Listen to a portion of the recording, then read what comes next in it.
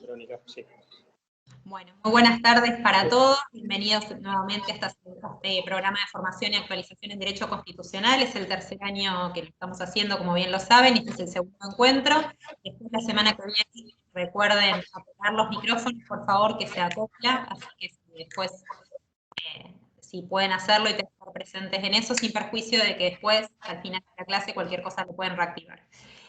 Como les decía, estamos en este sistema de videoconferencias a través del Teams del Instituto de Estudios Judiciales de la Suprema Corte de Justicia de la Provincia de Buenos Aires, reanudando este encuentro.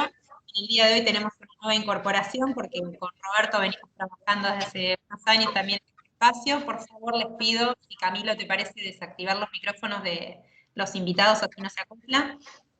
Y como les decía, bueno, en el día de hoy vamos a tener una nueva integrante de este equipo, como a veces desde el instituto, es la doctora María Sofía Sagüez. Se las voy a presentar, así no dilatamos la cuestión. Ella obviamente es abogada, egresada y doctora en Derecho por la Pontificia Universidad Católica Argentina. También es máster en Derecho por la Universidad de Georgetown.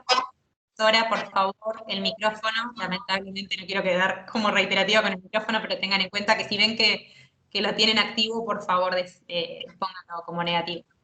Ella es profesora también titular en Derecho Constitucional, ¿sí? En la Facultad de Derecho de la Pontificia Universidad Católica también Argentina, adjunta por concurso ganado en la Universidad de Buenos Aires, también es profesora invitada en numerosas universidades, como las que les mencioné anteriormente, y también en Perú, en Bolonia, en Italia y demás instituciones. También es autora de artículos vinculados a la materia, tanto en libros colectivos como el libro de su autoría Recurso Extraordinario Federal, secretaria general de la Asociación Argentina de Derecho Constitucional y del Centro Argentino de Derecho Procesal Constitucional y miembro de las varias asociaciones, entre ellas, por ejemplo, la Asociación Mundial de Derecho Constitucional, la Asociación Internacional de Mujeres Jueces, AMJA también, bueno, así que esos son los datos más salientes, sin perjuicio de que su currículum es muy vasto, y le agradezco por haber aceptado cuando la convoqué para esta nueva experiencia que estamos haciendo virtualmente, ojalá algún día nuevamente en la sede del instituto.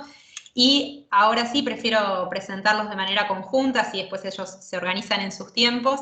El doctor Roberto Saba, como les decía, si ustedes hicieron cursos con anterioridad con nosotros, ya lo habrán conocido, y si no, les reitero algunos de los datos más salientes también de su trayectoria.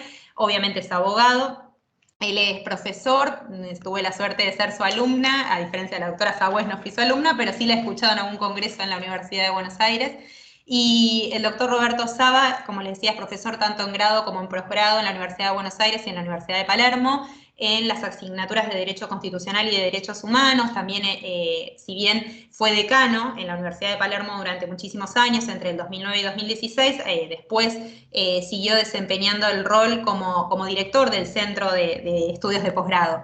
Así que bueno, y además, dentro de una de las asociaciones más importantes, de las ONG más conocidas de la República, como es la Asociación por Derechos Civiles, él fue cofundador y primer director ejecutivo desde el 2000 hasta el 2009, así que eso es desde algunos de los datos, sin perjuicio de que ustedes, si quieren leer material bibliográfico suscripto por él, no solo su último libro sobre igualdad y algunas cuestiones que seguramente referenciarán el día de hoy, sino tiene múltiples artículos, no solo en diarios de públicos conocimientos, sino también en artículos de revistas de renombre a nivel doctrinario y dogmático. Así que bueno, brevemente estos son los datos que quiero destacar de ellos. Les dejo obviamente con las exposiciones, agradecida por tenerlos, y bueno, cualquier consulta por el chat hacia el final, eventualmente las vamos leyendo y les damos lugar a la palabra de ellos. Y gracias a ustedes por estar.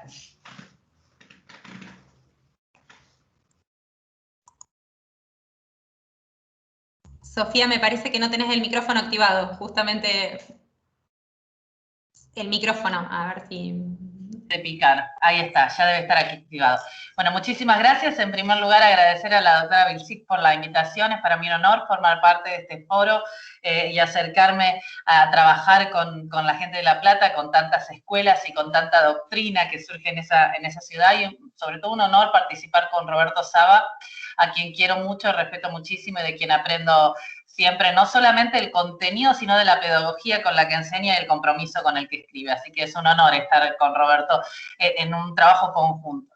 Y un poquito el tema que me convocaron, y me parece tan interesante como es la protección estructural o digamos, la tutela de la violación estructural de derechos, me pareció tan interesante y justamente se da la situación de que recientemente la Corte Argentina en estos días ha dictado un fallo que tiene que ver justamente con el tema, la estructura procesal de la tutela de la violación estructural de derechos y la interacción de la Corte de Buenos Aires, la Suprema Corte de la provincia de Buenos Aires con la Corte Suprema de Justicia de la Nación. Fíjense la actualidad, fíjense lo desafiante del tema, que ha implicado de alguna manera en homogénesis de los dos tribunales y entender cómo debía actuar el Poder Judicial procesalmente, estructuralmente, frente a esta violación sistemática generalizada de derechos.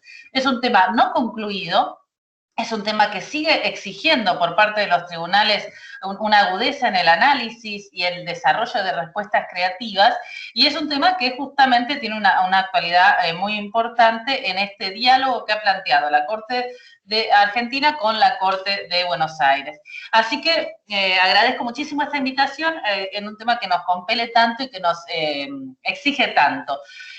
Porque todos sabemos que si bien la tutela de los derechos hoy en día está proclamada y está generosamente garantizada en la mayoría de los textos constitucionales, convencionales, internacionales, no es necesario afinar o tener una gran agudeza de vista para confrontar una realidad plagada de violaciones de derechos y particularmente de grupos de personas marginadas, excluidas en el goce de sus derechos, incluso perseguidas, hostigadas, ahogadas por la violencia, ahogadas por la miseria. Y si bien esta violación estructural, generalizada y sistemática de derechos no es un tema novedoso porque está presente en la historia de la humanidad en las distintas épocas, su conceptualización, su tutela por el orden jurídico sí es novedosa. Y esto especialmente se ha visibilizado de una manera muy marcada en la pandemia COVID-19.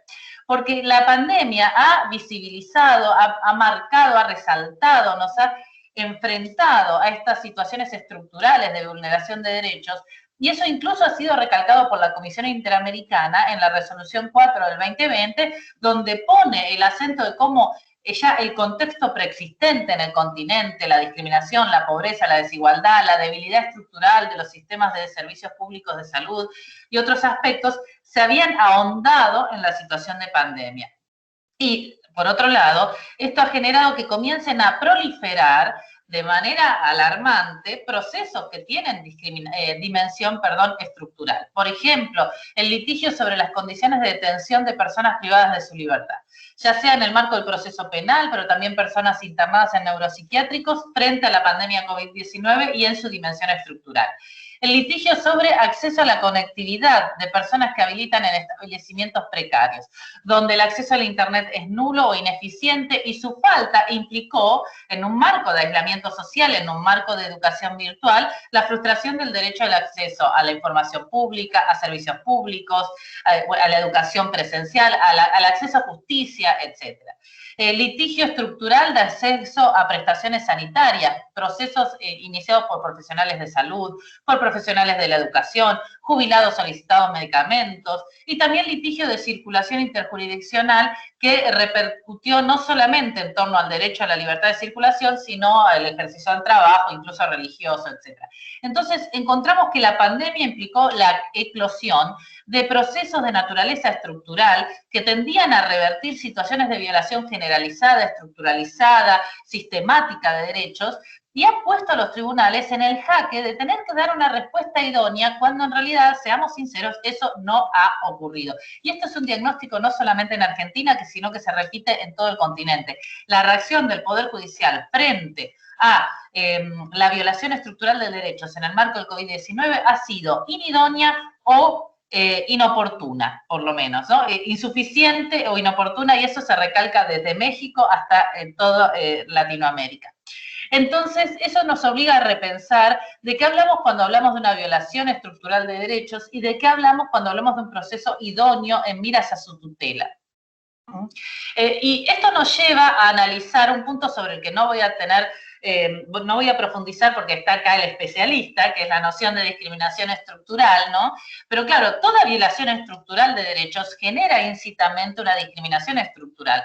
Por ejemplo, cuando un grupo de personas encuentra el derecho de acceso a condiciones socioeconómicas inadecuadas, cuando un grupo de personas está en una situación de pobreza estructural, eso a la par genera una discriminación estructural porque implica que esa persona o ese grupo de personas o grupos, o sea, un grupo o grupos de personas están siendo excluidas, marginadas, de alguna manera sometidas, ya lo va a explicar de manera adecuada el doctor Roberto Saba, en el goce de su derecho al desarrollo. Entonces, esa exclusión, esa marginación, no solamente frustra determinado derecho, como sería condiciones adecuadas de trabajo, sino también implica una discriminación de carácter estructural.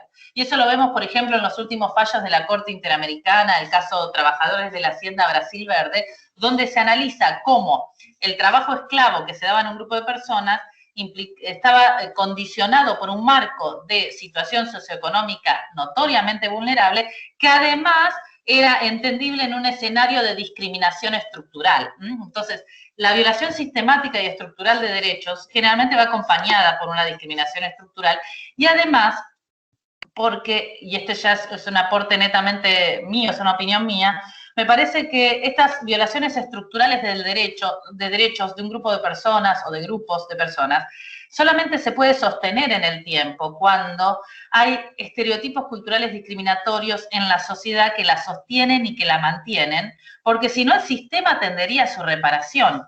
Pero cuando hay estereotipos culturales discriminatorios en los operadores de justicia, en las fuerzas de seguridad, en los agentes de salud, esa situación estructural de violación de derechos no encuentra una respuesta suficiente y se repiten y se cristaliza esa violación de derechos basándose o sostenida por esa discriminación estructural.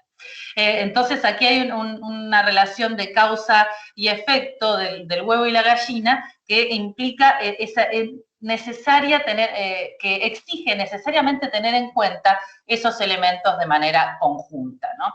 Y ya veremos con el doctor Saba cómo se construye la noción de discriminación estructural, no voy a hablar de eso, pero sí puedo citar simplemente cómo, a partir de la jurisprudencia de la Corte Interamericana, cuando existe un grupo de personas excluidas, marginadas en el goce de su derecho de desarrollo, estamos frente a una situación de violación estructural de derechos y discriminación estructural.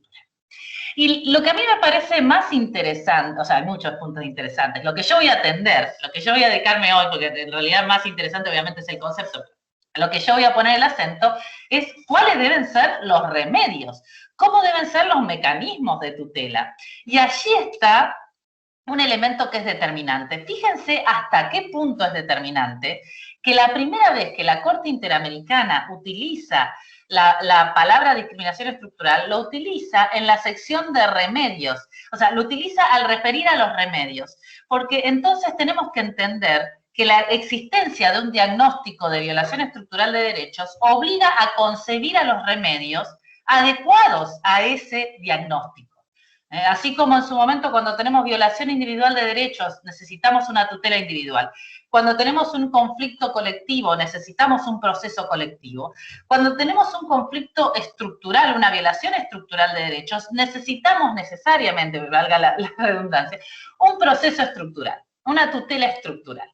Y allí es el primer aporte que a mi entender es tan importante de la Corte Interamericana y que lo realiza en el caso Campo Algodonero, aquel famoso caso de noviembre del 2009, cuando la Corte, en los considerandos, dice hay una cultura de discriminación que contribuyó a que los homicidios de las mujeres en las ciudades de Juárez no fuera tomado como un problema de magnitud, fuera de alguna manera invisibilizado, no fuera tomado como un problema de magnitud que requiera acciones inmediatas.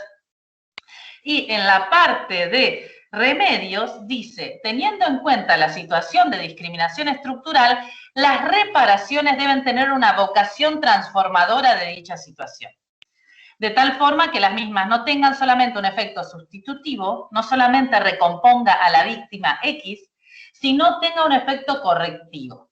Y ahí pone el acento en cómo deben ser los remedios de la violación estructural de derechos. Deben ser remedios que tiendan a tener una vocación transformadora de esa situación. Situación que recordemos que es estructural, no es ni individual ni colectiva. Y por lo tanto, debe tener un efecto correctivo que trasciende la protección de una persona o incluso de un colectivo, sino que modifica esos elementos estructurales condicionantes de la violación.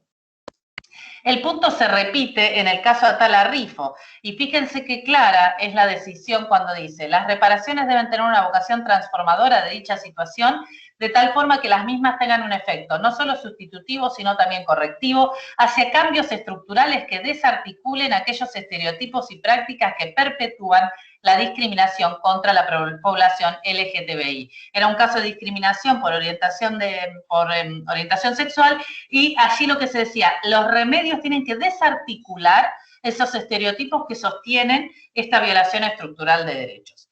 Y la importancia de esto, después vamos a ver que la Corte Interamericana retoma el concepto de discriminación estructural. No quiero entrar con esto porque es un tema de Roberto, en trabajadores de la Hacienda Brasil Verde, en el caso de fábrica de fuegos artificiales, pero allí no analiza tanto el tema de remedios. Por eso me quiero quedar con la noción de remedios y cómo debe ser la tutela, que es lo que me corresponde a mí, porque exige esta idea de esa vocación transformadora de la situación, tener en cuenta el elemento de causalidad que sostiene y mantiene esta violación estructural de derechos.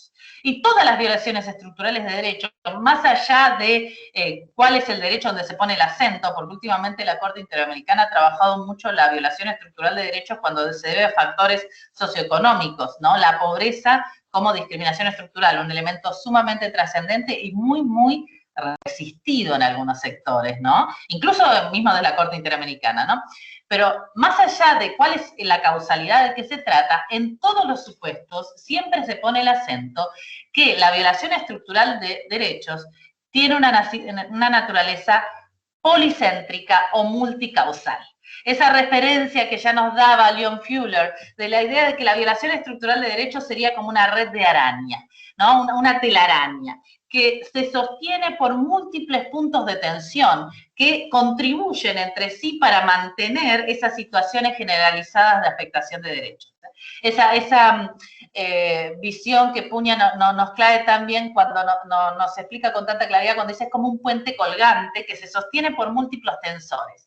Y que cuando uno quiere destruir, no sé si alguna vez vivieron la hermosa experiencia de destruir una telaraña, creo que con la pandemia todos hemos aprendido a limpiar, lo cual también ha sido un elemento positivo, hemos tenido que enfrentar la limpieza del hogar. Cuando uno tiene que romper una telaraña, no logra destruirla, si rompe solamente un sector de ella, la telaraña se sostiene.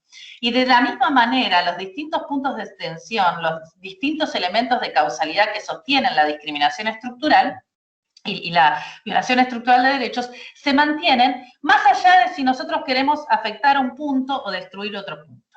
Un ejemplo claro de esto es el caso Cisnero en Argentina y cómo fracasó como litigio estructural. Uno dice, ¿fracasó Cisnero? Bueno, Cisnero ganó, tuvo acogimiento de su pretensión.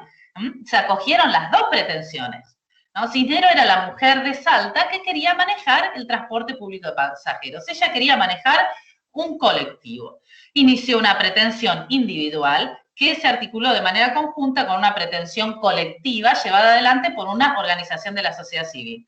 La pretensión individual era para que la contraten, la pretensión colectiva era para que se establezca pretorianamente un cupo positivo. O sea, una acción positiva a través de un cupo. De cada 3 contratados para transporte público de pasajeros, 1 debería ser mujer. Eso por parte de las empresas concesionarias del servicio. El caso llegó hasta, primero recibió una respuesta negativa, la Corte Suprema de Argentina indicó cuál era el estándar probatorio adecuado y utilizó la figura de la prueba indiciaria, diciendo que en una situación de discriminación estructural bastaba con acreditar indicios de discriminación para que aquel que sostiene el acto discriminatorio tuviera que probar que no tenía fin discriminatorio, ¿no? Esto tomado de Pellicori y se retoma en Cisnero. Y finalmente la Corte Salteña le termina acogiendo la pretensión, las dos pretensiones. Ahora, ¿ganó Cisnero? Cisnero no está manejando colectivos. ¿Y por qué no ganó si tiene un leading case? Porque toda la causalidad compleja que sostiene una discriminación estructural no había sido desarticulada por esa decisión. ¿Y por qué esa causalidad compleja que sostiene el litigio estructural no fue desarticulada por esa decisión? Porque el proceso no fue pensado, arbitrado y resuelto en clave estructural. Fue pensado en clave individual y colectiva. Hoy en día Cisneros lo que es inspectora y lo que hace es marcar tickets. Su sueño de manejar para lo que estaba capacitada y para lo que no tenía ningún inconveniente ni ningún obstáculo no se va a concretar. Su derecho no se va a concretar. Su derecho declarado por múltiples instancias judiciales argentinas no se concretó. Entonces, esto nos obliga a pensar cómo debe ser el proceso para responder de manera idónea al conflicto estructural. Teniendo en cuenta que, como ha dicho la Corte Interamericana, la dimensión estructural, lo que la Corte denomina discriminación estructural, es el marco, es el escenario donde encontramos estas violaciones individuales o colectivas.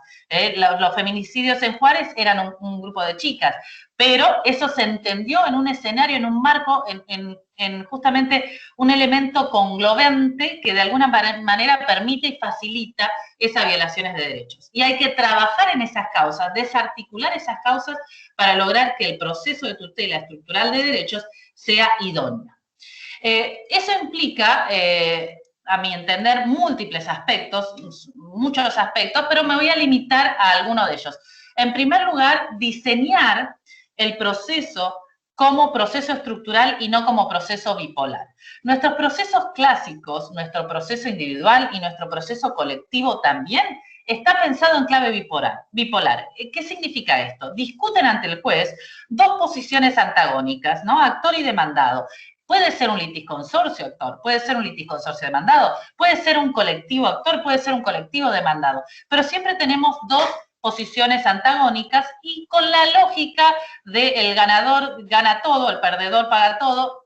Sabemos que puede haber perdidoso parcial, etcétera, pero en principio lo que ocurre es que el remedio se condiciona por la pretensión, pero esto es diseño procesal clásico, ¿no? La pretensión de, no sé, de condena a pagar una suma de dinero y la sentencia va a ser acojo o rechazo a la pretensión. En cambio, el litigio estructural no es bifronte. Muchas veces en esta causalidad compleja que condiciona y sostiene la violación estructural de derechos, a veces hasta la misma víctima puede haber contribuido en la causalidad. Y sostienen esa causalidad compleja elementos y justamente puntos de tensión estructurales que tienen que ver con aspectos, como dijimos, de estereotipos culturales, que pueden tener que ver con la educación formal, la educación informal, que puede tener que ver con la distribución discriminatoria o sesgada de partidas de los presupuestos públicos. Entonces, para atraer realmente al debate en el proceso y lograr una decisión que permita ser útil para desarticular toda esta causalidad policéntrica, es necesario que el proceso incorpore en el debate todos aquellos que van a tener que actuar para desarticular cada punto de tensión. Entonces, si hay un problema de estereotipos culturales que se replican, necesitamos traer a las autoridades que maneja, por ejemplo, los aspectos educativos. Si hay un problema de adjudicación de costos, necesitamos traer a las autoridades que van a poder asignar partidas presupuestarias. Si no traemos realmente en una amplitud de participación en el debate jurisdiccional de tutela estructural a todos esos sectores, la sentencia no va a poder ser ejecutada, que es el grave problema que enfrenta hoy en día, por ejemplo, la causa Mendoza, o es el grave problema que enfrentó también la causa Castillo. La causa Castillo por discriminación estructural en materia religiosa, teníamos el problema de que no se había articulado con la multisectorialidad necesaria el debate y por lo tanto no se permitía después dictar una sentencia eficiente porque no estaban introducidos al proceso todos aquellos que debían participar porque eran parte de esa causalidad compleja, ¿no? Entonces, lo primero es olvidar esa dimensión bifronte, esa dimensión bipolar y empezar a pensar en una dimensión multipolar, en una dimensión policéntrica que abarque en el conflicto jurisdiccional a todos los involucrados. Por eso, necesidad de respetar la figura del amicus y maximizarla, necesidad de instrumentación la figura de audiencias públicas para hacer escuchar todas las voces, la utilización del recurso procesal a la legitimación potenciada, es decir, una interpretación siempre generosa y abierta a la participación en el proceso, e introducir también el dato sociológico, la estadística, entender qué pasaba en la sociedad en ese momento que contribuye al sostenimiento de esa discriminación. No por menos, en uno de los grandes casos, los primeros casos tal vez de discriminación estructural en Estados Unidos de América, digamos, donde la jurisdicción adecuó o actuó de acuerdo a las circunstancias, fue el caso Brown versus Board of Education, donde en 1954 por primera vez se utiliza el dato sociológico, un cuasi experimento, mostrarle la muñeca blanca y la muñeca negra a los niños para demostrar que la educación segregada era inherentemente inconstitucional. Entonces, así, de esa manera, se introduce la sociedad también en el proceso y los jueces y los obligados a resolver en este proceso estructural tienen más capacidad de entender a la sociedad de una manera técnica y no de una manera intuitiva o dogmática. Ese dato sociológico no estuvo en Cisneros, ese dato sociológico no estuvo en Castillo, ese dato sociológico no está en Berbisky, ese dato sociológico no está suficientemente representado en Mendoza. Entonces, ¿cómo vamos a poder desarticular los elementos policéntricos que sostienen esta discriminación estructural si esos datos no están en el proceso, ¿no? Otros elementos que tienen que ver con la estructura procesal. Tenemos recursos procesales idóneos para generar un proceso estructural idóneo. Por ejemplo, el principio de adaptabilidad de las formas, dotarle del juez, ustedes, la escuela procesal, tienen tantos referentes de este tema, lo ha trabajado Teiza, lo han trabajado muchísimos profesores de La Plata. El principio de la adaptabilidad de las formas no entendido como algo que las partes pueden adaptar, sino como algo que puede recurrir el juez, porque el litigio estructural nos presenta un juez con un poder determinado que se denomina case management. Es un juez que gestiona el caso y que a través del principio de adaptabilidad de las formas acomoda el proceso al conflicto, porque el proceso es instrumental y si el conflicto es estructural, el proceso tiene que adecuarse a ello.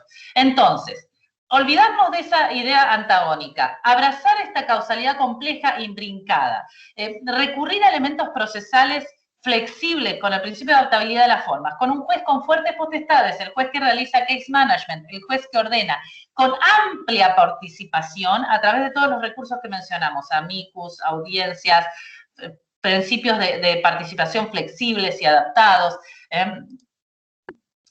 y además con un elemento que nos cuesta tanto a los procesalistas, que es la posibilidad de la causa petendi dinámica. Lo que se pidió en 2006 en la causa Mendoza no es lo mismo, me refiero a Mendoza-Riachuelo, ¿no? Mendoza-Silvia, el caso del Riachuelo. No es lo mismo que se pide en el año 2018. El universo humano que recibe una violación estructural de derechos por residir en la cuenca Matanza-Riachuelo no es el mismo en el 2008 que en el 2018. Piensen, en el 2008 se decía, la situación habitacional se soluciona con 17.711 viviendas. En el 2018, el universo humano había aumentado a 3,5 o 4 millones de personas.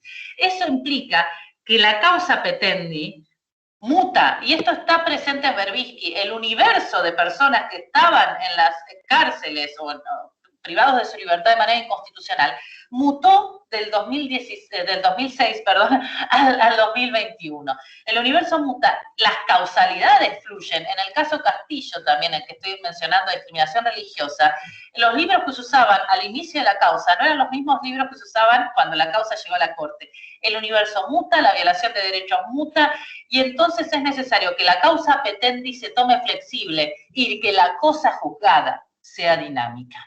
Causa petendi dinámica, cosa juzgada dinámica, que veamos la película y no la foto. Sé que esto nos obliga a romper las estructuras clásicas de análisis. A través de esos instrumentos desarrollar un proceso idóneo y finalmente también dictar una sentencia idónea. ¿Cómo sería la sentencia idónea? Es una sentencia prospectiva, es una sentencia que mira al futuro. Esta idea de medidas con vocación transformadora de la situación que señalaba la Corte Interamericana son medidas que miran al futuro. No es la primera vez que la Corte Suprema dicta normas, dicta sentencias mirando al futuro. Lo ha hecho desde Monges, que era un caso de violación estructural de derechos, ¿no? El acceso a la educación según la mutación o no de cambios en los programas y establecimientos de cursos de ingreso. Pero hoy en día ya lo vemos como una obligación convencional, es un imperativo convencional. La Corte Interamericana dijo, esta es una forma de violar derechos, esta es una forma de discriminar, y el remedio debe tener vocación transformadora. Entonces, sentencias prospectivas, sentencias a futuro, sentencias que miran hacia adelante. El proceso clásico bipolar es retrospectivo, el proceso estructural es prospectivo. Se abandona la lógica adjudicativa donde el remedio es el acogimiento o el rechazo a la pretensión y se disparan las posibilidades de adopción de políticas públicas por parte de los tribunales. Entiendo la importancia de tener datos para poder hacer eso, de recurrir a datos extrajurídicos, datos sociológicos, datos económicos para que la sentencia sea idónea y traer al debate a quienes van a financiar esas políticas públicas, a quienes van a instrumentarlas. Prever mecanismos de ejecución proyectada que organizan de manera cooperativa múltiples agentes. Berbisky ha sido un ejemplo muy rudimentario de eso, pero también lo tenemos en Mendoza, las mesas de diálogo coordinadas por el defensor del pueblo. Incluso supuestos, como se denomina aquí, de microgestión, delegar la ejecución a un sector. Por ejemplo, en el caso del causa Mendoza-Riachuelo, en determinados juzgados, ¿no? Lo que se busca es mecanismos idóneos para que esas políticas públicas que van a implicar las medidas de educación transformadora puedan concretarse en términos reales. Y finalmente, como les dije, a la causa petente y dinámica, la idea de cosa juzgada dinámica. La sentencia se va adaptando a las nuevas condiciones para garantizar su ejecutibilidad. Y también las sentencias cooperativas, ¿no? Esa idea de los distintos sectores articulados. No quiero abarcar mucho más tiempo porque no quiero sacarle tiempo a Roberto, simplemente señalar cómo el caso Berbisky fue un ejemplo de eso.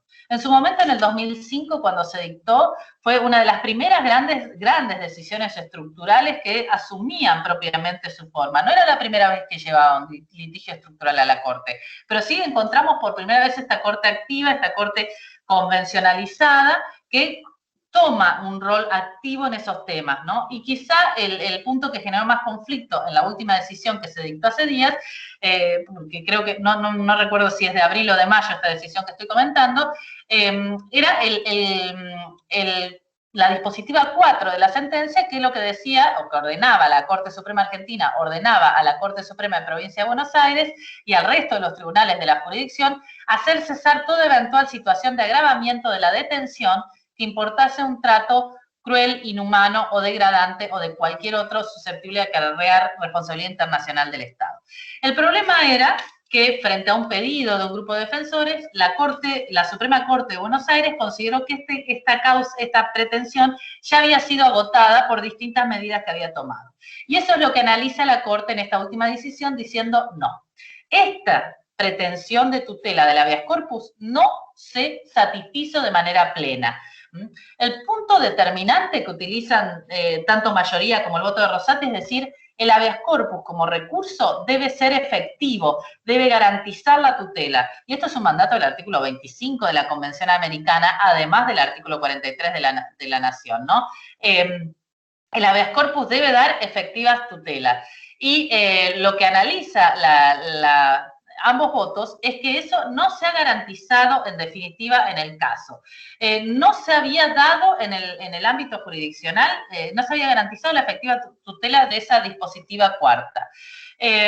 Lo que analiza la mayoría es que las distintas soluciones que fueron dando la Corte Suprema en el fondo implicaba una afectación de esa idoneidad de la garantía del habeas corpus, porque dice, ni la opción de presentar habeas corpus individuales, ni la opción de iniciar un nuevo colectivo resultan satisfactorios para la garantía de efectividad del remedio, ¿no?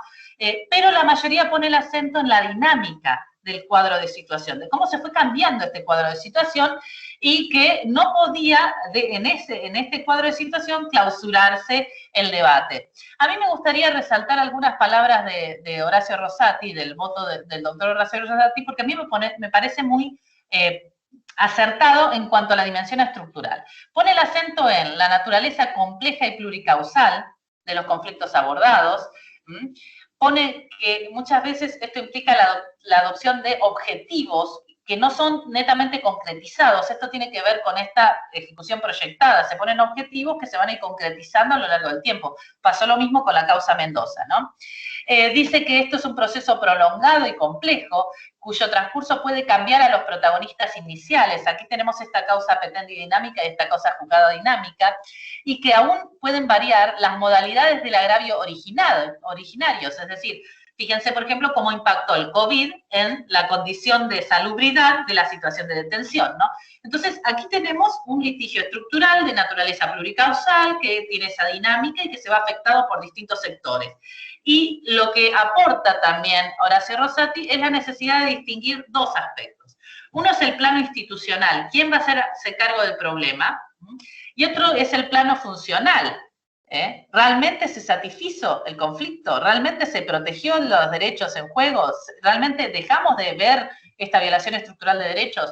Aquí en el caso Berminski, el plano institucional estaba satisfecho. Se ha dicho quién va a cumplir y qué metas. Hay una distinción institucional satisfecha. Pero en términos fácticos, en el plano funcional, la tutela no se garantizó. Esta estructura podría trasladarse, por ejemplo, al caso Mendoza. Tenemos el ACUMAR, que institucionalmente asumió la tutela de la situación de la cuenca Matanza-Riachuelo.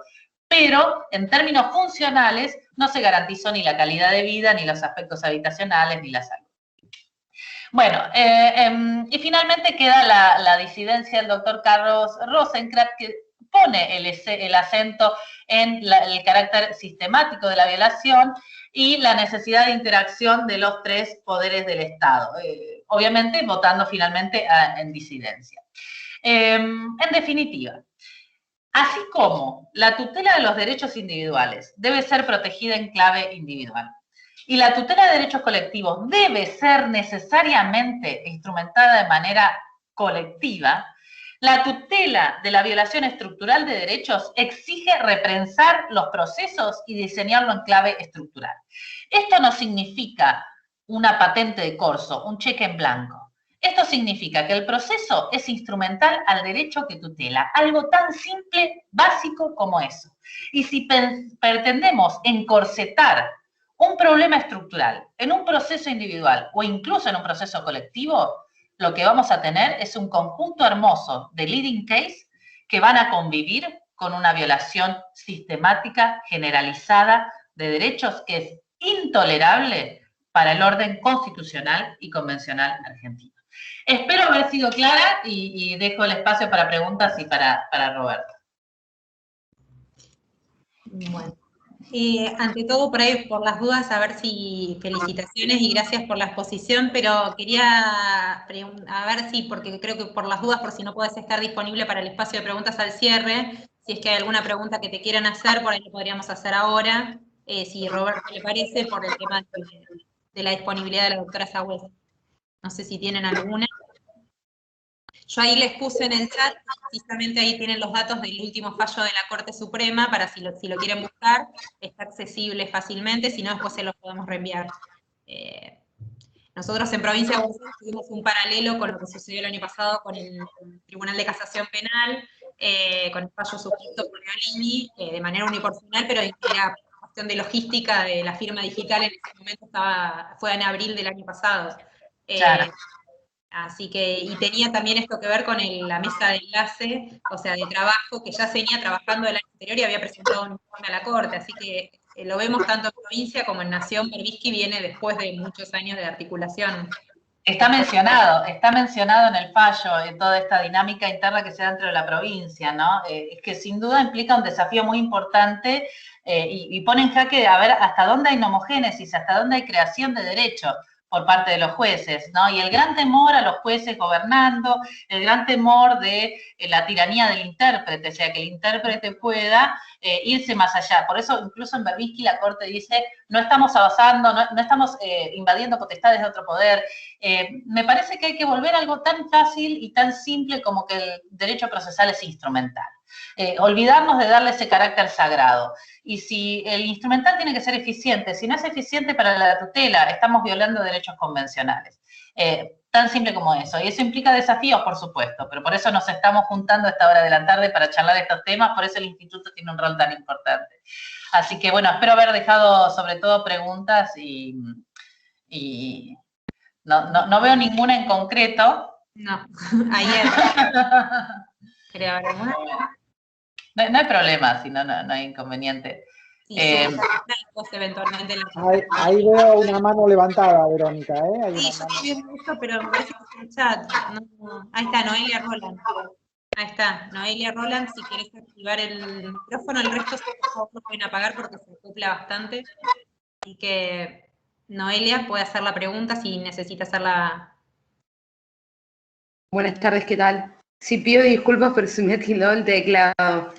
No, excelente exposición, referiste al litigio estratégico en Estados Unidos y me surgía la duda de si consideras que aquí en Argentina aún no tenemos desarrollado lo que los estadounidenses denominan la estructura de sostén, si es que nos falta un camino al andar en ese sentido y si crees que es posible avanzar en ese sentido en conjunto con las organizaciones sociales, la participación ciudadana, etcétera.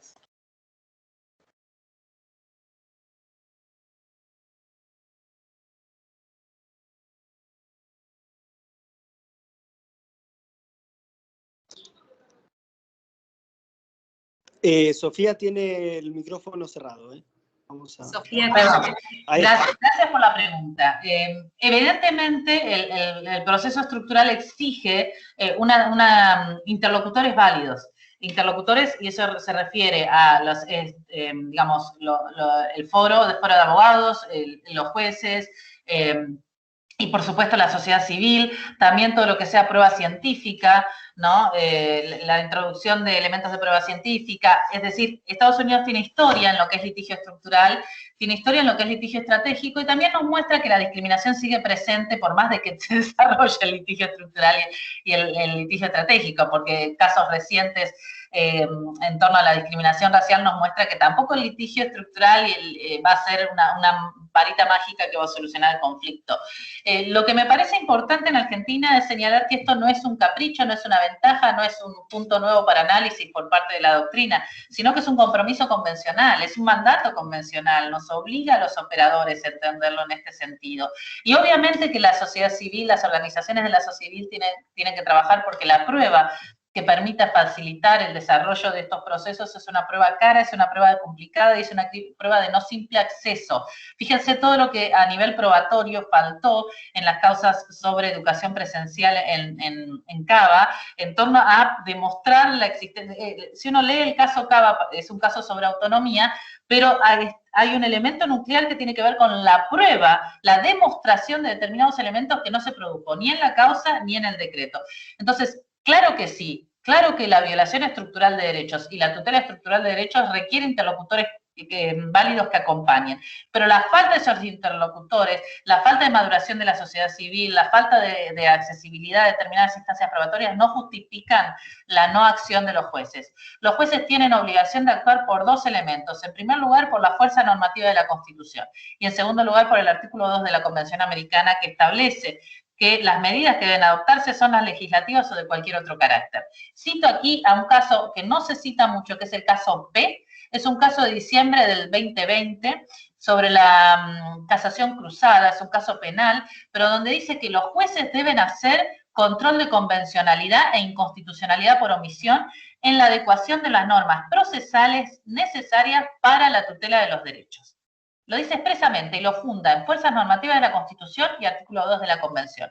Eso lo dicta la mayoría de esta Corte. Entonces, la falta de muletas procesales, muletas legislativas para garantizar derechos no puede ser excusa para la inacción de tribunales. Y entiendo y trabajo de los 18 en tribunales, entiendo que las pilas de expedientes se acumulan, entiendo que la gente le pone el cuerpo, porque hay mucha gente muy comprometida en la justicia.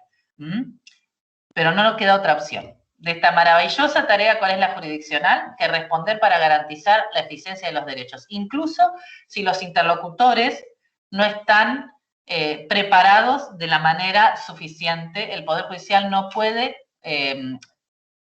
justificar la afectación de derechos en falta de muletas legales para hacerlo. No sé si respondí la pregunta. Espero que sí.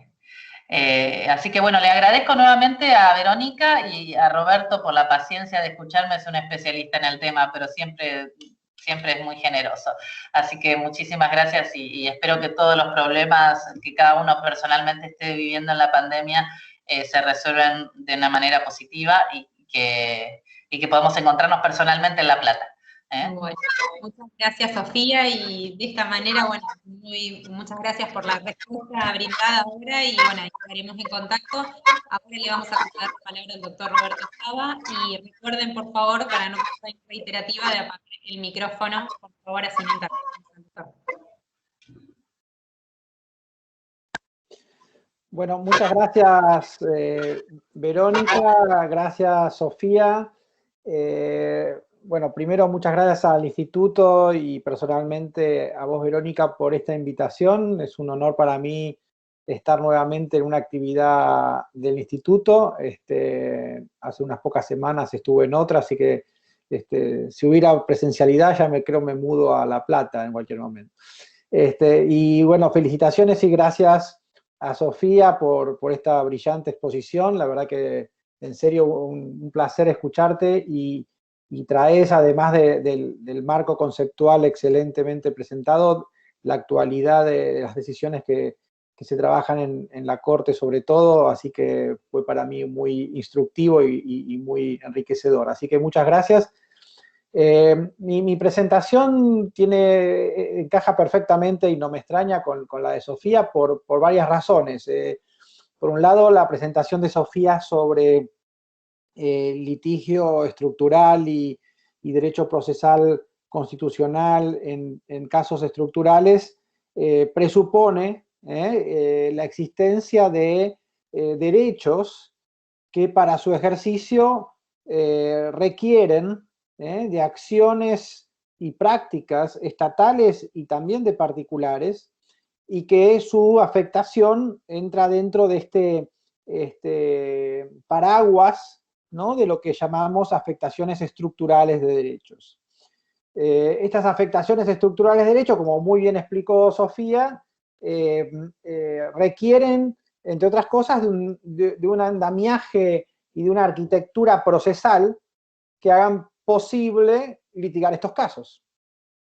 Entonces, por un lado tenemos un tipo de afectación, afectaciones estructurales de derechos, y por otro lado, un tipo de respuesta judicial a esas afectaciones en el marco de un sistema, de un modelo de control judicial de constitucionalidad como el nuestro. Dentro de ese paraguas de afectaciones estructurales de derecho, que en gran parte las asociamos o se han asociado al ejercicio de los derechos sociales, derechos económicos, sociales y culturales, van mucho más allá de los derechos sociales. Y como bien señalaba Sofía, los casos que tomaba como referencia, por ejemplo en la Corte el caso Berbitsky de situación en cárceles, no estamos necesariamente, aunque por supuesto hay involucrados derechos sociales, no estamos ante un derecho social en principio, estamos hablando de las garantías del proceso penal, acerca de la ejecución de sentencias penales. Entonces, quiero decir que, y esto como puente entre la presentación de Sofía y la que yo voy a hacer, Sofía estaba refiriéndose a un tipo de afectación estructural de derechos que comprende los derechos sociales, pero no son excluyentes.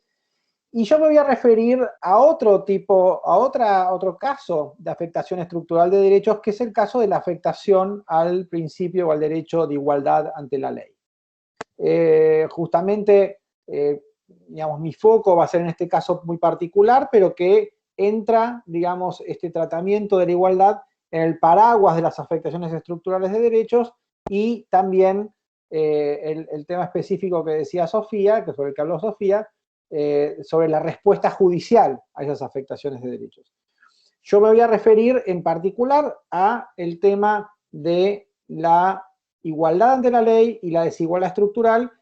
No creo que tenga tiempo de hacer también una especie de subtema, digamos, de trabajar un subtema como es el de la respuesta judicial al caso particular de la desigualdad estructural, pero de algún modo me siento relevado de eso porque en la presentación de Sofía creo que se ha dicho bastante y ustedes mismos van a poder conectar con esta presentación mía. Bueno, A mí me gusta, para poder presentar y desarrollar esta noción de desigualdad estructural que lleva el título de mi presentación, distinguir diferentes interpretaciones o lecturas del principio de igualdad constitucional o convencional. Yo parto de la idea, o si quieren, de una descripción de la realidad, que es que, por un lado, nuestra Constitución, nuestra legislación y los tratados internacionales de derechos humanos, como por ejemplo y sobre todo la Convención Americana de Derechos Humanos en su artículo 24, refieren al principio de igualdad. El artículo 16 de la Constitución, la ley antidiscriminatoria, la Convención Americana en su artículo 24, refieren al principio de igualdad. Todos somos iguales ante la ley. Lo que no surge tan directamente de estos textos, aunque puede surgir de otros textos también normativos, constitucionales y convencionales a los que me voy a referir, pero en principio, esta idea de que todos somos iguales ante la ley es una idea potente, central en las democracias constitucionales liberales de los siglos XVIII en adelante. La igualdad es uno de los principios centrales de este régimen político, pero lo que no es tan evidente es qué significa. Mi discusión hoy, mi presentación hoy es una propuesta de asignación de significado al principio de igualdad. Hay un significado acerca de la igualdad ante la ley que ha tenido un enorme desarrollo, tanto legislativo como jurisprudencial, tanto en la Argentina como en todas las constituciones, en todas las democracias constitucionales de signo similar, y también en los tribunales internacionales, y también en normas internacionales. Hay una idea de igualdad que se ha ido consolidando, se ha ido construyendo, se ha hecho cada vez más sofisticada, cada vez más complejo en su tratamiento, que yo creo que es acertada, y esto me parece importante enfatizarlo. Yo voy a proponer pensar la igualdad de un modo distinto, pero no contradictorio con pero sí creo que el enfoque que nuestros tribunales y nuestros legisladores le han dado a la igualdad construye sobre una concepción de la igualdad, que es lo que en la doctrina, tanto de nuestro país como comparada, se conoce como la igualdad entendida como no discriminación o como trato no arbitrario. Esta idea de igualdad que, insisto, ha echado raíces en nuestra jurisprudencia, incluso, como voy a tratar de mostrar también, en la legislación, es una idea de igualdad asociada a la obligación estatal, en principio estatal, pero también de particulares, pero vamos a hablar del Estado, que es, me parece a mí, una parte del tema importante, una idea de igualdad que apunta a lograr tratos no arbitrarios, en principio por parte del Estado. Como digo, también creo que de parte de los particulares, pero eso es más complejo, no voy a trabajar ese tema porque no tenemos tiempo. Entonces, hay una concepción de la igualdad alrededor de la cual se ha desarrollado jurisprudencia, doctrina, legislación, que es esta idea de igualdad como no discriminación o como trato no arbitrario. Si uno indaga en la jurisprudencia de la Corte Suprema de nuestro país, por ejemplo, yo creo que tenemos jurisprudencia de la Corte sobre igualdad entendida de esta manera desde principios del siglo XX. Podemos encontrar los primeros fallos así bien articulados, creo que en la década del 20 del siglo XX en nuestra Corte. Y a partir de ahí, una enorme cantidad de jurisprudencia, de la que podríamos resaltar en casos más recientes y quizá más conocidos por quienes no trabajen en el tema de igualdad, pero como el caso Arenson, el caso del muchacho que quería dar clases en colegios secundarios y que una regulación le impedía hacerlo por medir menos de 1,60 m, el caso Repeto, la señorita que había inmigrado a la Argentina a los 4 años desde los Estados Unidos, que no era ciudadana argentina y que sin embargo quería desarrollar, de acuerdo a sus derechos constitucionales en nuestro país, el derecho a enseñar, y también se ve impedida por regulaciones que se lo impiden por su nacionalidad. Y así, bueno, muchos casos que ustedes seguramente conocen sobre igualdad y cómo nuestros tribunales, y en particular la Corte Suprema, ha desarrollado una potente, sólida, estable jurisprudencia que vincula el principio de igualdad constitucional con la idea de no discriminación, entendida como trato no arbitrario. En pocas palabras, porque asumo que esta idea tan potente seguramente ya la tienen muy masticada y muy conocida, pero para poner un piso de información para quienes quizá no la conozcan, pero estoy seguro que casi todos lo hacen, así que disculpen los que ya la conocen. En pocas palabras, ¿en qué consiste esta idea de igualdad como no discriminación o trato no arbitrario, por ejemplo, en la jurisprudencia de nuestra Corte? Bueno, en primer lugar, que el Estado no está impedido de llevar a cabo tratos diferentes entre las personas. El Estado puede llevarlos a cabo, y de hecho es casi una verdad súper evidente que toda política pública, toda legislación, toda decisión del gobierno, del Estado, en cualquiera de sus niveles de gobierno, digamos, son decisiones que de algún modo establecen distinciones en el trato entre las personas.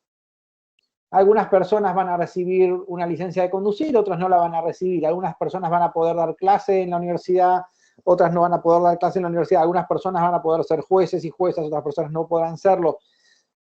Algunas personas van a recibir una jubilación, otras no. Algunas personas van a entrar a la universidad, otras no, etc. Digamos,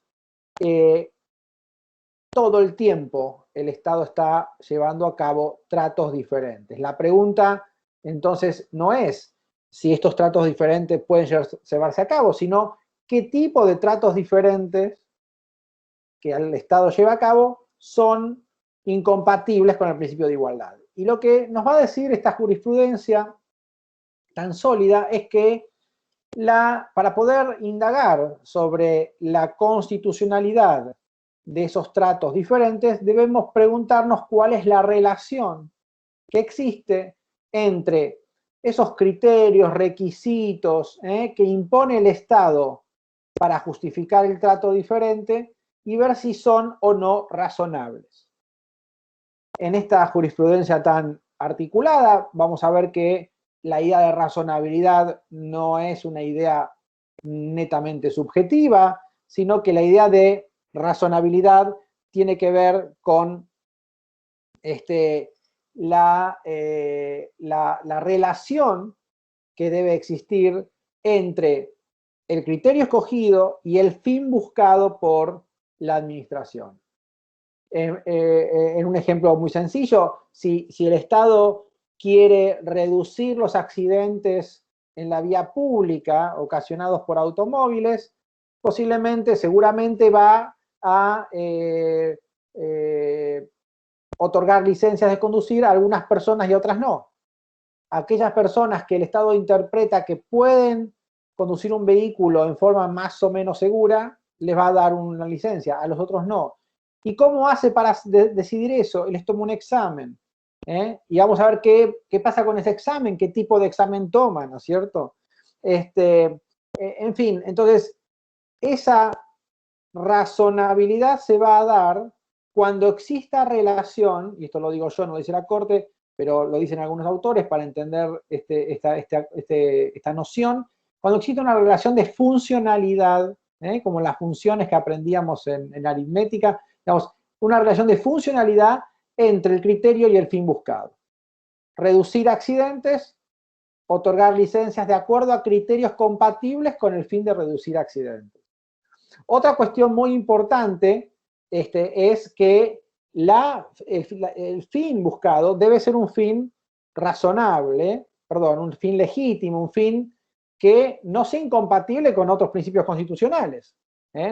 Si el fin buscado es el de impedir que las mujeres circulen por la calle, bueno, esto es un fin incompatible con el artículo 19 que dice que las acciones privadas que no afecten a terceros, entonces la autonomía personal, por ejemplo, puede ser un principio constitucional al que hay que observar al establecer ese fin. criterios consistentes, funcionales, con fines ilegítimos, serán también inconstitucionales. Entonces, esto también se ve, y voy redondeando porque no tenemos mucho tiempo, pero esto se ve también en la legislación, ¿no es cierto? La legislación antidiscriminatoria, por ejemplo, apoyada, fundada sobre el principio de igualdad como no discriminación, va a ser una legislación que va a identificar criterios prohibidos, por ejemplo. Criterios que van a no estar permitidos. Por ejemplo, la ley antidiscriminatoria, bueno, la tengo acá a mano, pero no quiero perder tiempo leyéndola, búsquenla y lo verán. Digamos que establece que hay ciertos criterios que se van a considerar incompatibles con la igualdad. Cualquier distinción que se haga en base a raza, sexo, condición social, ideas políticas, no va a ser considerado respetuoso de la igualdad. ¿Por qué? ¿Por qué es esto? Porque estos listados son listados de criterios que en principio serían irrazonables. ¿De qué forma podríamos justificar la razonabilidad del recurso a la raza como criterio para identificar, para realizar cualquier política pública? O el sexo de la persona.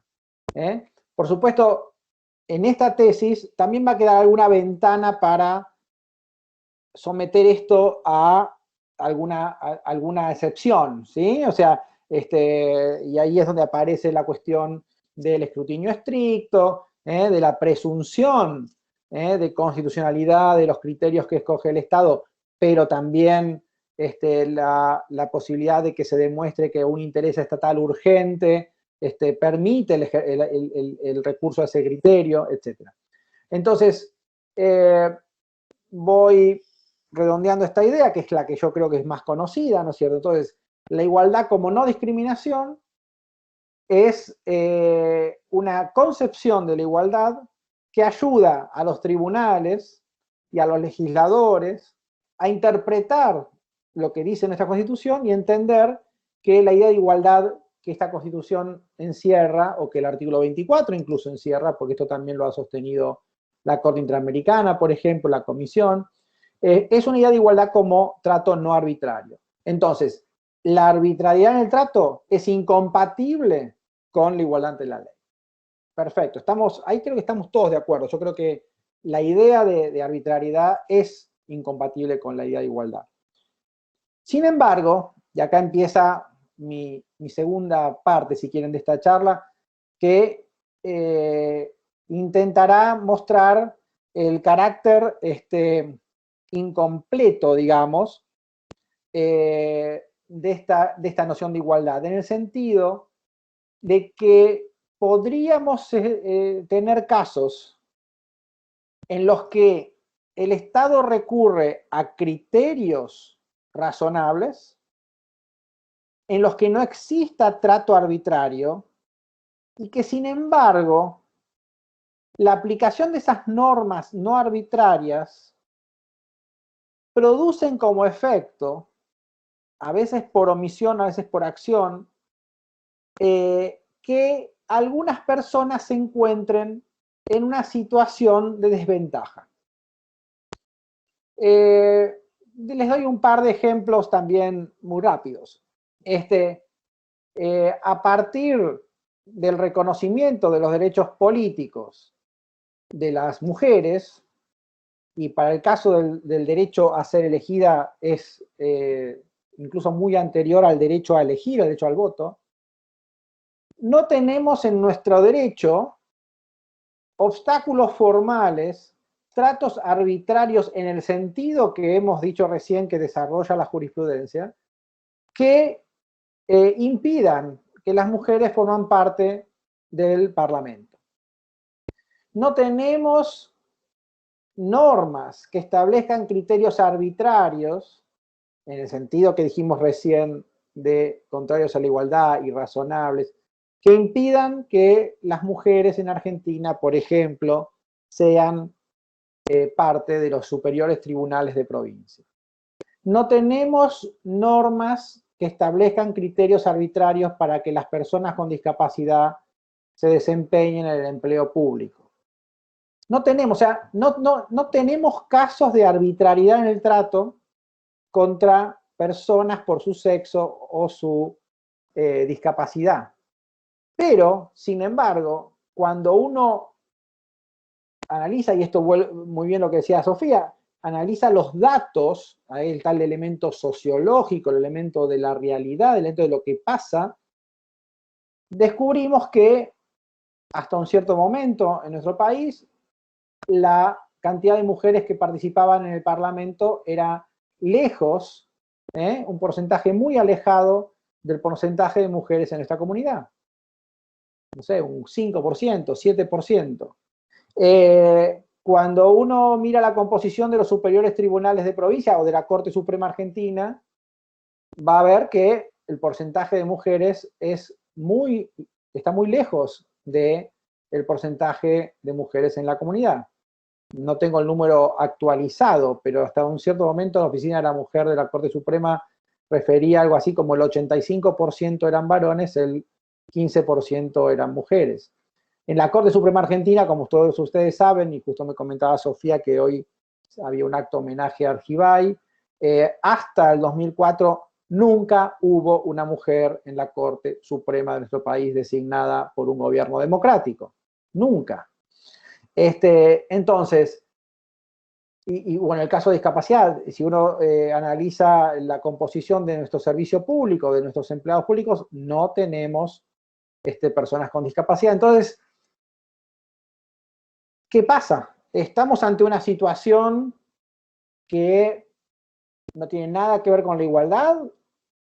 La igualdad constitucional a la que se refiere nuestra Constitución no impone ningún tipo de obligación estatal frente a estas situaciones. Las personas que forman parte de estos dos grupos que mencioné, mujeres o personas con discapacidad, no tienen ningún derecho afectado por esta situación. Bueno, aquí es donde surge una idea de igualdad diferente que le da respuesta afirmativa a estas preguntas. Y esta respuesta tiene que ver con una noción de igualdad que no la vincula exclusivamente, si quieren, a la idea de no arbitrariedad, sino que entienden que la igualdad constitucional que reconoce nuestra Constitución en el artículo 16 y luego mucho más claramente en el artículo 75 y 23 y en otros, 37, después ahora voy a referirme a eso, pero en principio, si la igualdad la entendemos como trato no arbitrario, esa noción de igualdad no sería la noción de igualdad que serviría para entender lo que estamos pasando en estos casos que yo di como ejemplo. Entonces, ¿cuál es esta otra noción de igualdad? Y esta otra noción de igualdad es la que entiende que la igualdad ante la ley no solo se refiere a que no seamos víctimas de trato arbitrario, sino también a que ninguna persona, por su pertenencia a un grupo determinado, reciba un trato diferente al que reciben otras personas que no pertenecen a ese grupo. Esta noción de igualdad surge en muchos derechos de otras naciones, como puede ser en la jurisprudencia de la Corte Suprema de los Estados Unidos, donde yo tomo un caso que me parece muy interesante, que es el caso Plyler, sobre el derecho a la educación de hijos de inmigrantes que han ingresado ilegalmente a los Estados Unidos.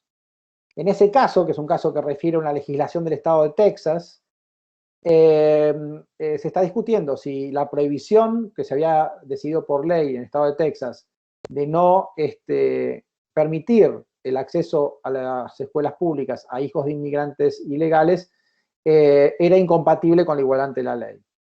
Y el juez Brennan, famoso juez de la Corte Suprema de Estados Unidos, año 1982, el caso, dice que la prohibición de acceder a la educación de estas personas, que además son millones de personas, es una forma de contribuir a la creación de una casta permanente que es incompatible esa acción de construcción de una casta permanente con el compromiso a la igualdad ante la ley de la Constitución de los Estados Unidos. ¿Qué quiere decir esto? Esto me parece un enfoque, un marco muy potente, porque está diciéndonos que la igualdad ante la ley, además de rechazar tratos arbitrarios, también se opone a la cristalización de una estructura social de castas. Esta intuición no es tan común como la del trato no arbitrario, la intuición de que el trato arbitrario es contrario a la igualdad, como siempre digo, es muy intuitiva. Mis sobrinas, desde que tienen uso de razón, no sé, a los 5 años, ya sabían que si yo le regalo algo a una y no a otra, ese mismo día, hay algo que no está bien. Y eso que no está bien es que quizás fui arbitrario en el trato. A menos que una cumpliera años y la otra no, ¿sí? Eso sería razonabilidad, porque hay un criterio, ¿sí? En fin, entonces, pero es muy intuitiva la idea de igualdad como no discriminación, pero también es intuitiva, creo yo, si pensamos un poco más, la idea de igualdad como no subordinación de grupos, que esta es la segunda idea. ¿Por qué?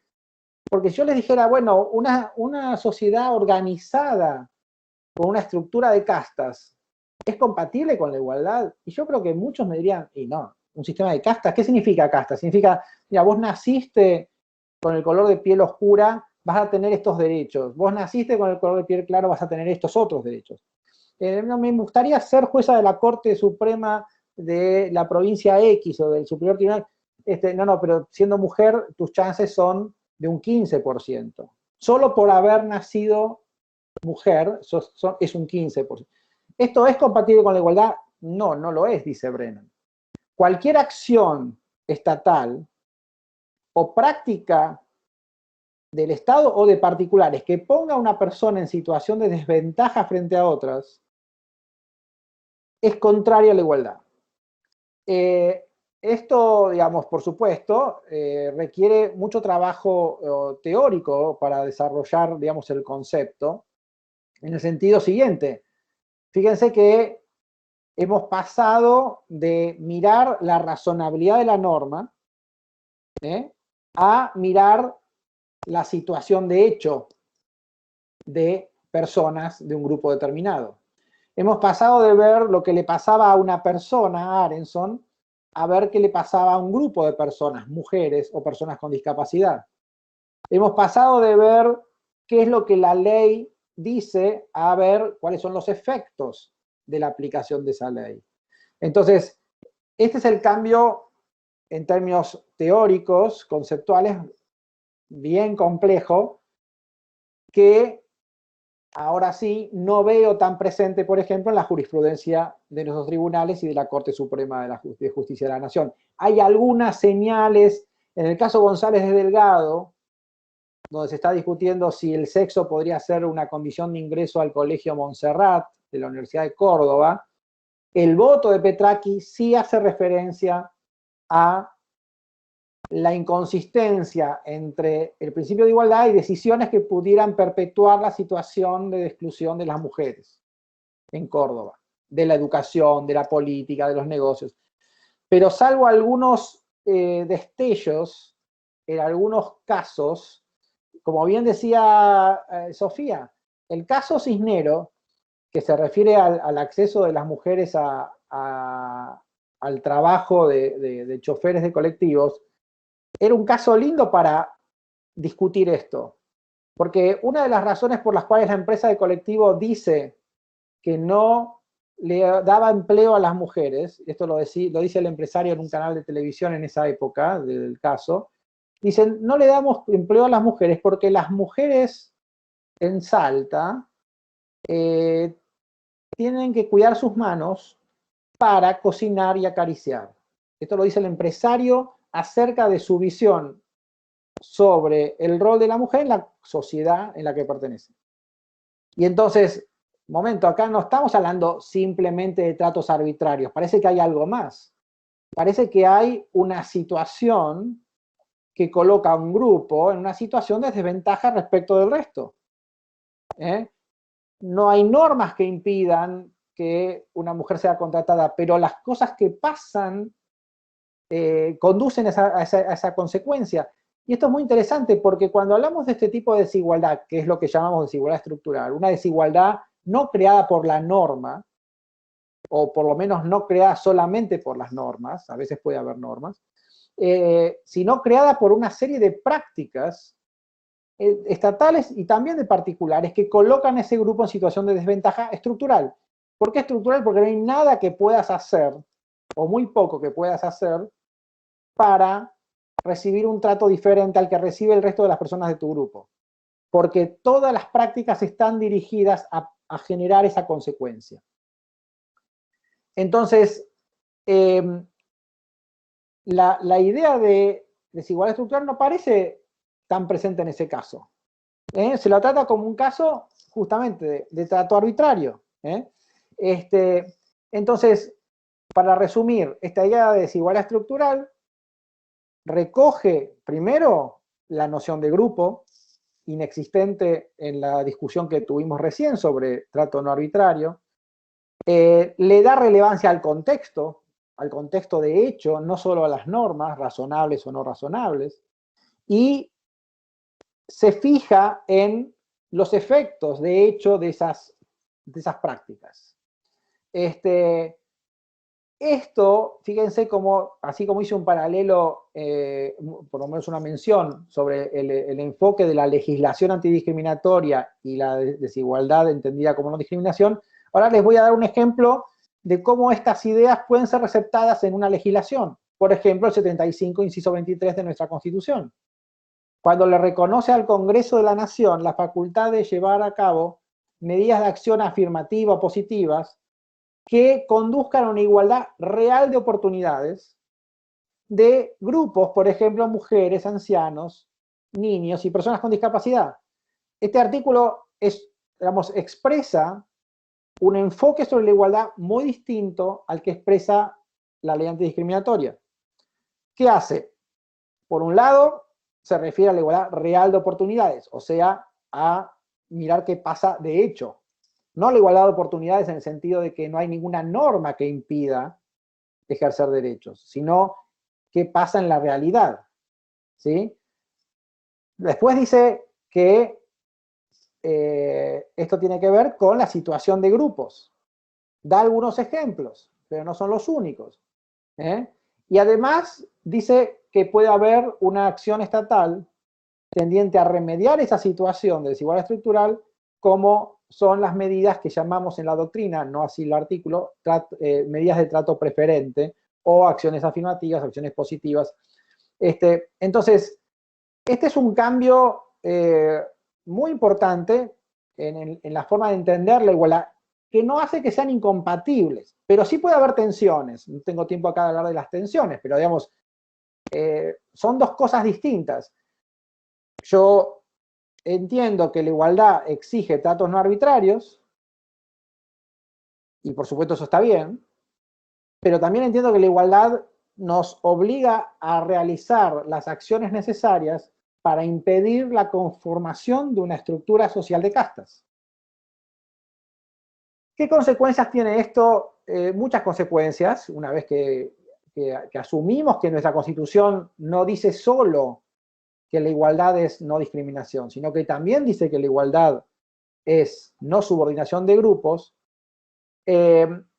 Entonces, las consecuencias pueden tener que ver, como dije respecto de la legislación, el diseño de nuestra legislación sobre igualdad va a tener que tener estas dos ideas en la cabeza. Y un poco ya vinculado con lo que decía Sofía, el diseño de los procesos para reclamar por esta igualdad tienen que ajustarse, porque no van a ser meras discusiones sobre la razonabilidad de un criterio o una norma, sino van a ser discusiones sobre lo que pasa en la realidad. Y además, tenemos que pensar qué tipo de obligaciones estatales van a surgir de esta idea de igualdad como no subordinación de grupos. Por ejemplo, como también decía Sofía, que dice la Corte Interamericana, qué tipo de reparaciones. Las reparaciones habituales en nuestro derecho miran hacia atrás. El derecho de daños, compensemos. El derecho penal, sancionemos. Pero cuando estamos ante casos de desigualdad estructural, las decisiones y las reparaciones tienen que también mirar hacia adelante, hacia el futuro. ¿Cómo hacemos para que esta situación estructural no se repita? ¿Sí? Y por supuesto esto va a requerir de acciones judiciales muy distintas a las que estamos acostumbrados, que son la orden de cesar en la discriminación. Ahora van a tener que ver con órdenes de remediar, de desmantelar lo que está provocando la desigualdad estructural. Y para terminar, les diría que estas ideas que no, como digo, no tienen la trayectoria y el pedigrí que tiene la idea de igualdad como no discriminación, empiezan a tener mucha potencia en nuestra jurisprudencia. Nacional poca. Hay algo en tribunales inferiores, la Corte Suprema no ha dado señales fuertes de tomar esta idea de igualdad como no subordinación de grupos. Sí, en la Corte Interamericana hay 3 casos, por lo menos, 2 de los cuales ya fueron mencionados por Sofía. El caso Campo Algodonero contra México, donde la violencia contra la mujer en Ciudad Juárez, cientos de mujeres asesinadas, no se asocia solo con la violencia, punto, sino con la violencia contra un grupo. Y cuando hay violencia contra un grupo, hay violación de la igualdad y hay una situación de desigualdad estructural, que más estructural que la violencia estructural. En el caso Atala Rifo contra Chile, la Corte vuelve a retomar, la Corte hace esta distinción, la Corte Interamericana, entre igualdad como no discriminación, igualdad como no subordinación de grupos, y en el caso Atala Rifo contra Chile, que ese creo que no lo mencionó Sofía, la Corte se está refiriendo a la situación de las personas LGBTI, como personas que forman parte de un grupo en situación de desventaja estructural. Y finalmente, en el caso Hacienda Verde contra Brasil, en este caso que se refería a Sofía sobre trabajo esclavo, también se refiere a la situación de desigualdad estructural de personas en situación o en condición de pobreza estructural. Entonces, la Corte Interamericana ha desarrollado bastante articuladamente esta noción de igualdad. Nuestra Constitución, 75 hizo 23, 37, cuando se refiere a los derechos políticos y a la conformación del Parlamento. Tenemos entonces normas constitucionales, tenemos normas legales, como pueden ser las normas que instrumentan acciones afirmativas o cupos para la política o para el empleo público, como el caso de personas con discapacidad. En la ciudad de Buenos Aires y en la Nación hay cupos para discapacitados en el empleo público.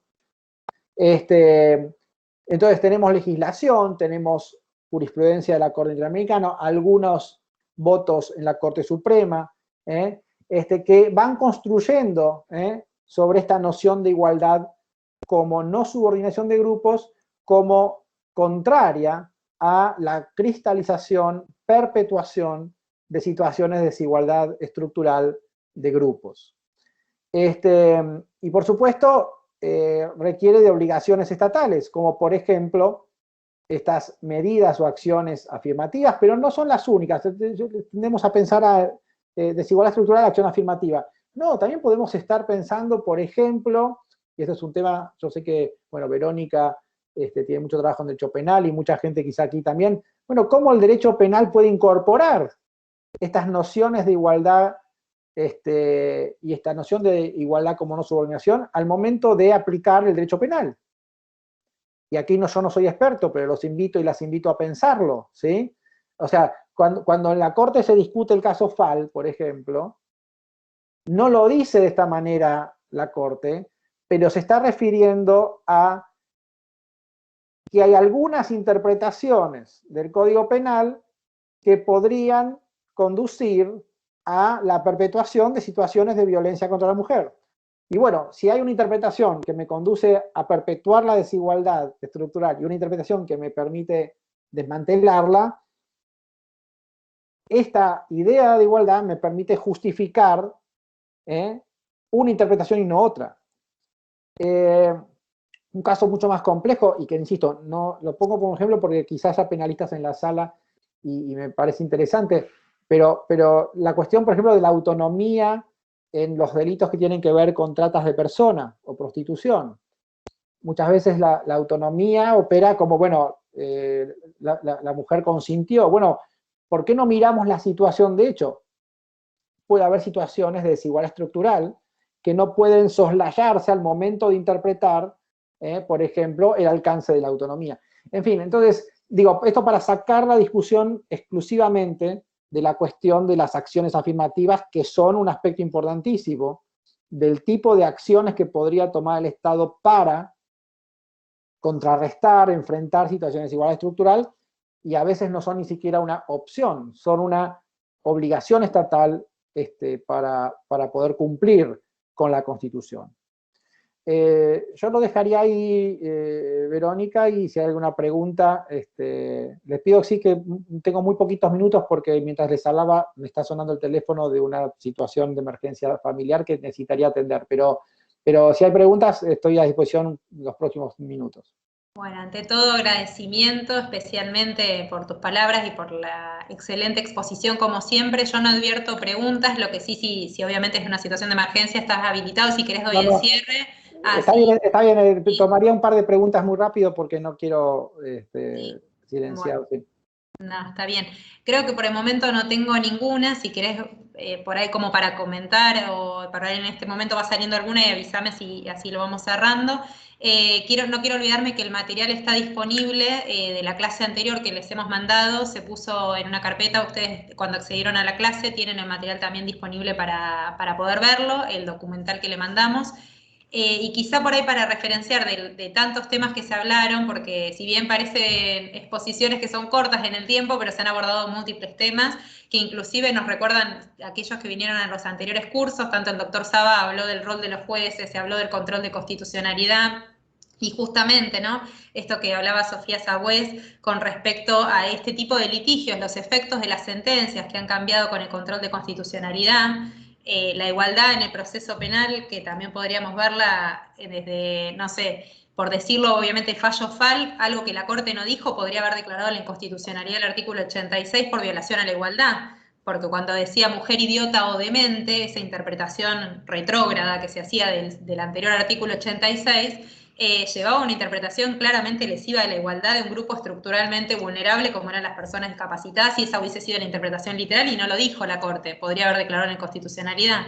Y así que bueno, temas surgen un montón. De hecho la semana pasada hablamos de la perpetua y las interpretaciones lesivas de la igualdad, el presupuesto del Poder Judicial también, que le impide el acceso a la justicia muchas veces a personas de grupos estructuralmente vulnerables. La idea mía por ahí es tratar de unir los temas de la clase pasada y por ahí de hoy para hacerte partícipe de lo que por ahí estuvimos viendo. Y no sé, por ejemplo, a nivel de jurados, uno de los primeros fallos que declaró la inconstitucionalidad el Código Procesal Penal de la Provincia de Buenos Aires del 22 bis. Por ejemplo, ¿no? Porque la forma de redacción y lo que se establecía en el 22 bis era que si un imputado renunciaba al juicio por jurados, eso llevaba a que todos los coimputados tenían que ir al juicio ante el tribunal colegiado, el ordinario, ¿no? Fíjense cómo el juicio constitucional ante jurados quedaba en desmedro de la decisión de uno, ¿no? Y esto fue tachado de inconstitucionalidad, una lectura como lo que venía proponiendo el doctor Saba. No sé si ahí habría alguna pregunta. Creo que son todos halagos a los expositores, así que... En materia electoral, acá hay una pregunta de Carlos Zafadi Márquez.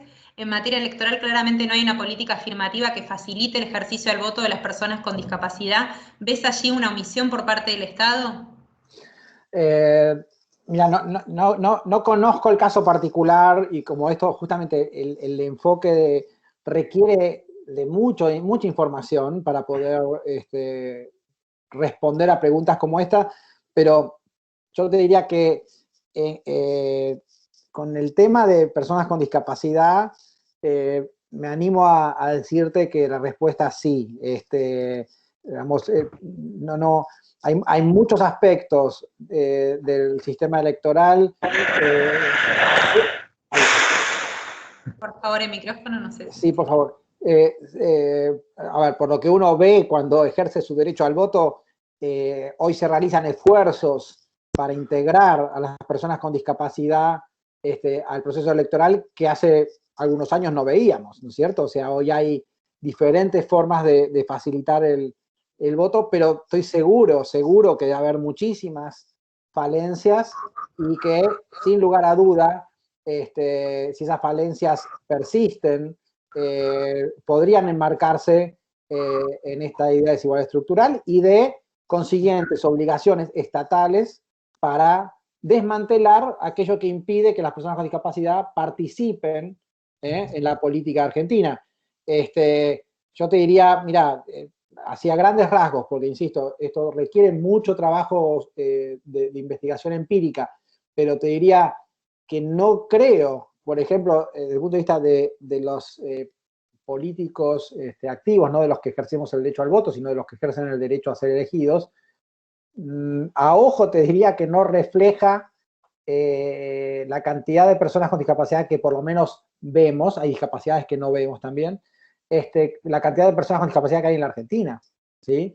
O de la cantidad de discapacidades que hay en la Argentina. O sea, en cualquier sociedad se estima que, no sé, un 20, un 25%, porque depende cómo definamos discapacidad, de personas tienen esa condición, y no veo esa composición ni en los procesos electorales, ni en las candidaturas, ni en la docencia universitaria. Entonces, sin duda, las personas con discapacidad forman parte de ese, o son un grupo de estos que estamos hablando, y muy probablemente el sistema electoral o el proceso electoral no esté todavía a punto para poder, digamos, decirse que no están en situación de desventaja el ejercicio de sus derechos políticos. Bien.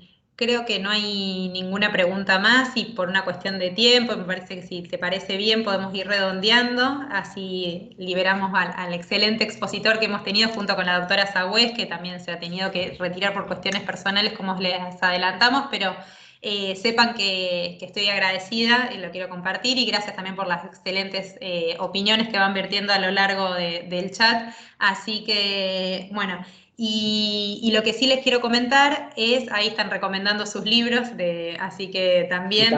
Muchas gracias. Y bueno, y lo que sí les comento, para el próximo encuentro, que va a ser el último después del feriado, recuerden, para que no lo olviden, que tenemos el lunes 21 feriado, vamos a estar con el doctor Pablo Manili y la doctora Adelina Loiano. Sí, vamos a dar cierre. Este curso es un poquito más corto que otros años, pero nos pareció mucho más adecuado hacer así, encuentros de 2 expositores. Le agradezco nuevamente al doctor Saba y a la doctora Sagüez y a todo el instituto, y bueno, y quedan liberados, así todos pueden estar disponibles. Bueno, muchas gracias, Verónica. Como te decía, un honor estar aquí. Gracias a todos los que participaron y quedo a disposición para lo que precisen. Un abrazo. Hasta luego.